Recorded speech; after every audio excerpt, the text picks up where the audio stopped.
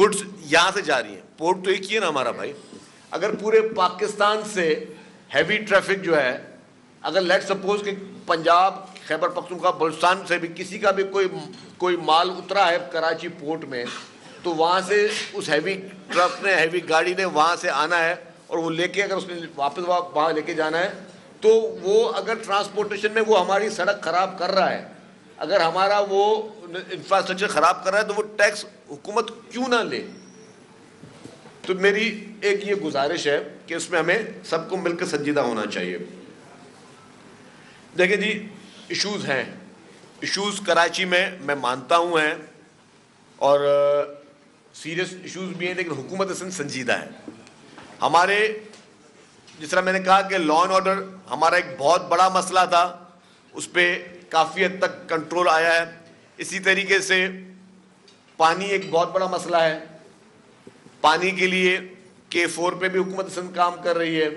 پانی کے لیے ابھی ہب کینال پہ بھی بہت ہی ریپڈلی کام ہو رہا ہے, اور وہ بھی کام آپ دیکھنے جائیں اسٹیٹ آف دی آرٹ, جتنا جلدی میں وہ کام ہو رہا ہے اور جتنی بہتر کوالٹی کام ہو رہا ہے, وہ بھی اپنے آپ کی ایک مثال ہے. اسی طریقے سے کراچی کا ایک بہت بڑا مسئلہ گاربیج کا تھا کہ جی گاربیج, کچرا کنڈی, ہمیں کہا ہی جاتا تھا کچرا کنڈی. حکومت سندھ, آپ کی ہماری حکومت سندھ اربوں روپے دے رہی ہے سالڈ ویسٹ مینجمنٹ کو, اور وہ سالڈ ویسٹ مینجمنٹ سے تمام علاقوں سے, ہر زون سے کچرا اٹھایا جا رہا ہے. ٹھیک ہے 100% نہیں ہوگی, لیکن میں اتنا کہہ سکتا ہوں کہ جہاں پہ آپ کو سڑکوں پہ کچرا کنڈی نظر آتی تھی, 90% اس وقت کچرا آپ کا جو ہے وہ اٹھ رہا ہے, اور وہ جو ہے گاربیج پوائنٹس ہیں وہاں پہ پہنچایا جا رہا ہے. 90% جگہ سے جا رہا ہے. ہو سکتا ہے کسی جگہ میں تھوڑا کم ہو, لیکن آپ نے دیکھا کہ جی اب ذرا حکومت میں وزیر نے خود اپنے ہاتھ سے تو کچرا نہیں اٹھانا. ہم مطلب گورنمنٹ نے پیسے دینے ہیں, پیسے بھی دیے چائنیز کمپنیز کو, ٹرکش کمپنیز کو, لوکل کمپنیز کو بھی نہیں رکھا گیا. ان کو پیسے دیے کہ جی آپ یہ کچرا اٹھائیں, اور یہ کچرا اٹھا کے آپ جو ہے وہ لینڈ فل سائٹس پہ دیں. تو اس پہ بھی حکومت نے اپنے پارٹ پر, وہ حیدرآباد میں بھی جو ہے وہ یہی سالڈ ویسٹ مینجمنٹ قائم ہو گیا, لاڑکانہ میں بھی ہو گیا. کافی جگہوں پہ دروازے نوک کر کے بھی کچرا اٹھایا جا رہا ہے.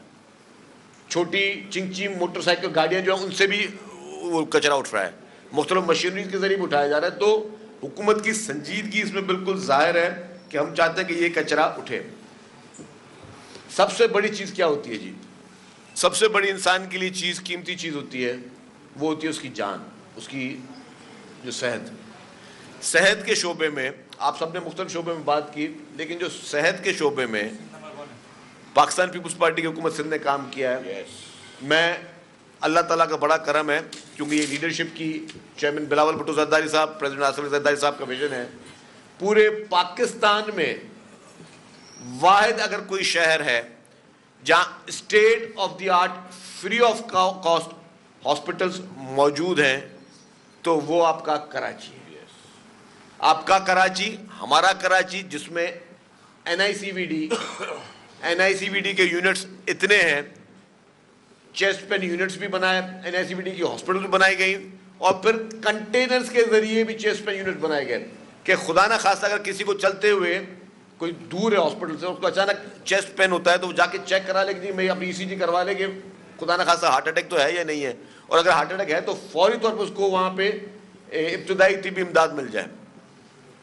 اسی طریقے سے SIUT state of the art hospital آپ کے پاس ہے.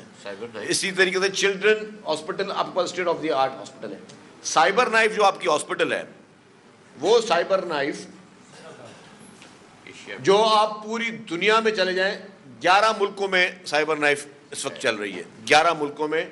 اور 11 ملکوں میں جہاں جہاں سائبر نائف چل رہی ہے, وہاں پر $50,000 سے لے کر $1,00,000 میں علاج ہوتا ہے. اور دنیا میں واحد ملک ہے پاکستان, دنیا میں واحد ملک ہے پاکستان جہاں پہ سائبر نائف مفت میں علاج ہو رہا ہے. اور وہ صرف مفت میں علاج جو ہے کینسر کا, صرف کراچی کے شہریوں کے لیے نہیں ہو رہا ہے, صرف سندھ کے شہریوں کے لیے نہیں ہو رہا, پورے پاکستان سے لوگ آ رہے ہیں مفت علاج کرانے کے لیے. ایران سے, افغانستان سے, آپ کی نیبرنگ کنٹریز سے لوگ جو ہے وہ بھی مفت علاج کرانے کے لیے آپ کے سائبر نائف میں آ رہے ہیں. تو مجھے یہ بتائیں, گمبٹ ہاسپٹل جو ہے آپ کی سندھ میں بنی ہوئی ہے, اسٹیٹ آف دی آرٹ جہاں پہ لیور اور لنگز کا ٹرانسپلانٹ فری آف کاسٹ ہو رہا ہے. اسی طریقے سے ہیلتھ سیکٹر میں جس طریقے سے حکومت سندھ نے کام کیا ہے, کیونکہ ٹھیک ہے انسان کے 100 مسئلے ہوتے ہیں, 100 ایشوز ہیں, لیکن جو ہیلتھ کا ایشو ہے اس سے بڑھ کر کوئی چیز نہیں. کہتے جان ہے تو جہان ہے. اور میں آپ کو ایک بات بتاؤں, کیونکہ یہ بات میں پہلے 10 دفعہ کہہ چکا ہوں, میڈیا میں لوگوں نے دیکھی بھی ہے, آپ لوگوں سے پہلی دفعہ میری انڈسٹریوں سے بات ہو رہی ہے. میرا تعلق حیدرآباد سے, حیدرآباد کا رورل ایریا ٹنڈو جام جہاں کا میں شہری ہوں. صبح کو 4 ساڑھے 4 بجے مجھے ہوا ہارٹ اٹیک, اور بہت سیویئر قسم کا ہارٹ اٹیک تھا. مجھے تو چلا بھی نہیں جا رہا تھا, ہوش بھی نہیں تھا. میں فل جو ہے پسینے میں اور چیسٹ پین میں, میرے اسٹاف مجھے لے کے گیا صبح کو 4 ساڑھے 4 بجے NICVT حیدرآباد میں. اور ظاہر وہ 10-15 منٹ کا راستہ تھا رورل ایریا سے. جب میں وہاں پہ گیا, میں حیدرآباد کا MPA بھی ہوں, اس وقت بھی میں منسٹر تھا, 2 سال پہلے جنوری کی بات کر رہا ہوں. انہوں نے دیکھا کہ میں وہاں پہ علاج کرانے آیا ہوں, انہوں نے کہا پہلے ویٹ کریں, ایک اور پیشنٹ ہے, پھر اس کو لے جائیں گے OT میں. بائی نوئنگ کے فیکٹ کہ بھائی is a sitting minister, is a MP of this city, but اس کے باوجود بھی انہوں نے کہا کہ نہیں, میرٹ فرسٹ. اور اس کے بعد الحمدللہ انہوں نے مجھے وہاں پہ خیر اسٹنٹ ڈلے, میری آرٹریز جو ہے 95% بلاک تھیں, اسٹنٹ ڈلے, اور مجھے بھی انہوں نے اس وقت فری آف کاسٹ علاج کر کے دیا. لیکن کہنے کی بات یہ کہ وہ ہاسپٹل جو یہ لوگوں کا اسٹیٹس دیکھ کر علاج نہیں کر رہی, وہ ہاسپٹل جو یہ دیکھ رہی ہے کہ جی کوئی بھی آ جائے, یہ واحد جگہ جہاں آپ کی پرچی نہیں کٹتی ہاسپٹل میں, کوئی شناختی کارڈ آپ کا چیک نہیں کیا جاتا. پورے پاکستان سے لوگ علاج کروانے کے لیے جو ہے, آپ دیکھیں کہ یہاں پہ کراچی میں آ رہے ہیں, اور آپ کے ساؤتھ پنجاب اور بلوچستان کے زیادہ تر لوگ جو ہیں وہ سکھر NICVT اور سکھر کے ان ہاسپٹلز میں جا رہے ہیں, چلڈرن ہاسپٹل میں اور SIUT میں جا رہے ہیں. تو یہ سب سے بڑے میں بڑی جو خدمت ہے نا, سب سے بڑے میں بڑی خدمت, وہ انسان ذات کی جان کی پرواہ کرنا. وہ پیپلز پارٹی کا پہلا جو ہمارا ایک پرائرٹی ہے, that is the health sector. الحمدللہ اس میں آپ ہمارے کراچی کے انڈسٹریلسٹ, ہمارے دوست پورے پاکستان میں ٹھوک بجا کے کہہ سکتے ہیں کہ جی یس, ہیلتھ سیکٹر میں ہم سے کسی کا مقابلہ الحمدللہ نہیں ہے. اور ہم کوئی منع بھی نہیں کر رہے, اور ہم کہتے ہیں پورا پاکستان آ کے علاج جو ہے وہ ہمارے پاس سے کرا کے جا رہا ہے.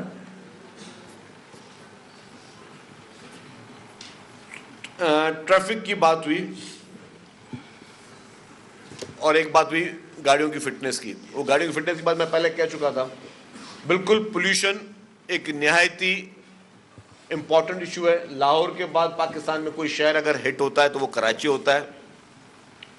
اور آپ کی بات ٹھیک ہے کہ پولیوشن میں گاڑیوں کا جو ہے وہ نہایتی اہم ہے. انڈسٹریز بھی ہے لیکن گاڑیوں کا نہایتی اہم رول ہے.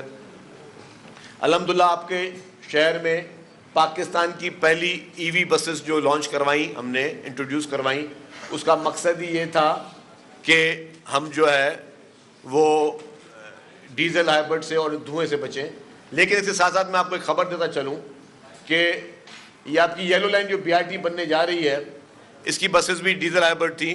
ہم ورلڈ بینک کے ساتھ یہ پروجیکٹ کر رہے ہیں, اور ہم نے ان کو کہا ہے کہ جی اب ان بسز کو بھی ہم EV بسز بنانے جا رہے ہیں, تاکہ ہم مزید بھی اب جو بھی پروکیورمنٹ کریں کوشش کریں اس کو بھی EV کو کریں.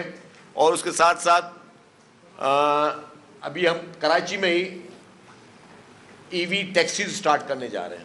اور EV ٹیکسیز شروع کرنے کا مقصد بھی ہوگا کہ جو گاڑیاں چلیں وہ بھی EV میں چلیں. اور اس میں ہم پنک ٹیکسیز بھی کرنے جا رہے ہیں کہ خواتین ڈرائیور اور خواتین ٹیکسیز ہوں, اور ہم باقی بھی جو ہے وہ بلو EV ٹیکسیز ہوں گی ہماری, جو مرد حضرات کو لے کے جائیں گی. لیکن ساتھ ساتھ جو اصل بات فٹنس کی زبیر صاحب نے بھی, اب اس میں میں یہ آلریڈی 2-4 میٹنگیں کر چکا ہوں. اب میں یہ چیز کرنے جا رہا ہوں, اس کی ریزسٹنس بہت آئے گی مجھے پتہ ہے. کچھ کام ایسے ہوتے ہیں کہ جب آپ کرنے جاتے ہیں نا, جب چھوٹا بچہ ہوتا ہے اس کو بولتے ہیں میں اسکول جاؤ گے, تو بولتا ہے نہیں میں اسکول نہیں جاؤں گا. ہم بھی کبھی شوق میں بچپن میں اسکول میں نہیں, کوئی شوق سے تو نہیں جاتے تھے. تو آج کل کے بچے اچھے اسکولوں میں پڑھتے ہیں تو شوق سے جاتے ہیں. تو ہم لوگوں کو تو اسکول میں 3-3 گھنٹے لائٹ بھی نہیں ہوتی تھی, پھر بھی پسینے میں پڑھنا پڑتا تھا. تو شوق سے کوئی کام نہیں کرتا. لیکن اب ہم سختی کرنے کے لیے ہم نے فارمولاز طے کر لیے ہیں. ہم گاڑیوں کی فزیکل انسپیکشن پہ سختی کر رہے ہیں.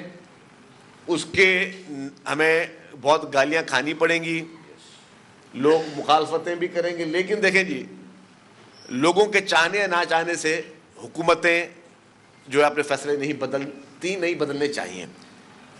ٹھیک ہے, ڈیموکریسی ہے, لیکن حکومتیں بھی سمجھتی ہیں کہ کون سی چیز ہمارے ملک کے لیے بہتر ہے. یہ کوئی جسٹیفیکیشن نہیں ہے. مجھے پتا ہے کہ اس میں بہت زیادہ مجھے ریزسٹنس آنی ہے. آپ کو ایک میں بات بتانا چلوں, اور میں تھوڑا اپنی ناکامیاں بھی بتاؤں نا, کہ ٹرانسپورٹ محکمہ یہ تھا کہ گاڑیوں کی جو ہوتی ہے فٹنس, اس کے لیے پورے سندھ میں صرف 2 انسپیکٹر تھے.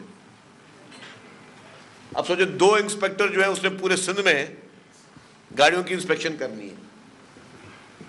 پھر ابھی ہم نے پبلک سروس کمیشن سے ہمیں 20 لوگ اور مل گئے. مجھے پتا ہے 20 لوگ بھی نہیں کر سکتے یہ کام.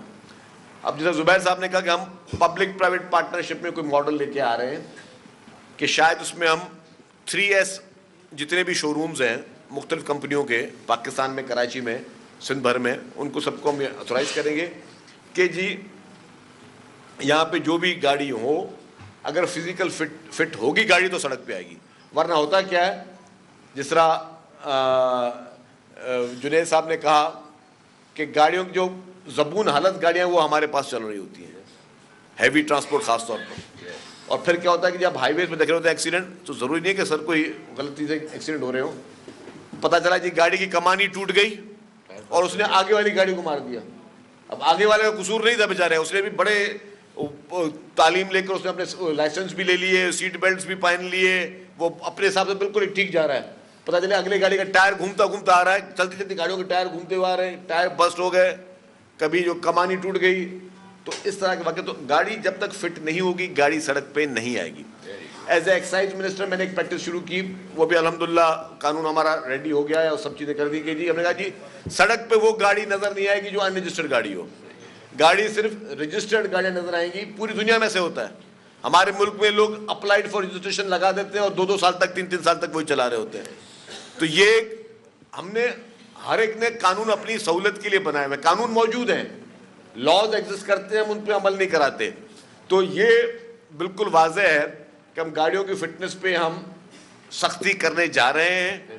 ہر گاڑی کو اپنی فٹنس چیک کرا کے روڈ پہ چلنا ہوگا, اور پوری دنیا میں یوں ہوتا ہے. ہم اس میکینزم کو تھوڑا اسٹرانگلی لے کر جا رہے ہیں. اب اگر ریزسٹنس آئے گا تو اس کو بھی فیس کریں گے, لیکن کرنا ضروری ہے. ٹریفک قوانین کی بات ہے, اس میں بھی میں بتا دوں, میں نے انفارمل بات میں نے اپنی پارٹی میں بھی سینئر لیڈرشپ کو بھی کہا ہے, 2-4 دفعہ میری سی ایم صاحب سے بھی بات ہوئی ہے. اور انشاءاللہ تعالیٰ ہمیں جو اس وقت ٹریفک کا نظام ہے اس کی بہتری کے لیے ہمیں ڈراسٹک ایکشنز لینے پڑیں گے, ہمیں سختی کرنی پڑے گی. اور آپ بتائیں ٹریفک کا ایشو کیا ہے, ٹریفک میں کون ذمہ دار ہے؟ ٹریفک پولیس والے, میں ان کو بہت کم رول دوں گا. ٹھیک ہے, ان میں اچھائیاں ہیں, برائیاں ہیں. ٹریفک پولیس والوں کی غلطی نہیں ہے, غلطی ہم لوگ جو یہاں بیٹھے ہوئے نا اس ٹیبل پہ, ہماری غلطی ہے. ہمیں کس نے کہا ہے کہ گاڑی چلاؤ اور جب لال بتی جل رہی ہو تو ٹریفک سگنل توڑنا ہو؟ اس پہ بھی آ رہا ہوں میں. کس نے ہمیں کہا ہے کہ جی کہ ریڈ لائٹ پہ ہمیں سگنل توڑنا ہے؟ حکومت نے کہا ہے, کسی اور نے کہا ہے؟ نہیں کہا ہے. ون وے ہم نے توڑنے ہیں. اچھا, پارکنگ ہم نے ہمیشہ وہاں کرنی ہے جہاں پہ نو پارکنگ ہو. آپ چلے جائیں پورے شہر میں آ جائیں. اب میں آ جاتا ہوں ہمارے پیارے بھائیوں تاجر حضرات پہ. آپ والے نہیں, آپ تو بڑے تاجر حضرات ہو, باقی ہمارے جو اور مارکیٹ والے. آپ جا کے دیکھیں, میں صرف گاڑیوں کے شو روم کی بات کر دوں. خالد بن ولید روڈ پہ چلے جائیں, کہیں اور چلے جائیں, شو روم میں اس کی پراپرٹی صرف اور صرف وہ دکان ہے. اس نے جو بھی اپنی کاروباری جو بھی حرکت و برکت کرنی ہے اسے اس دکان کے اندر کرنی ہے.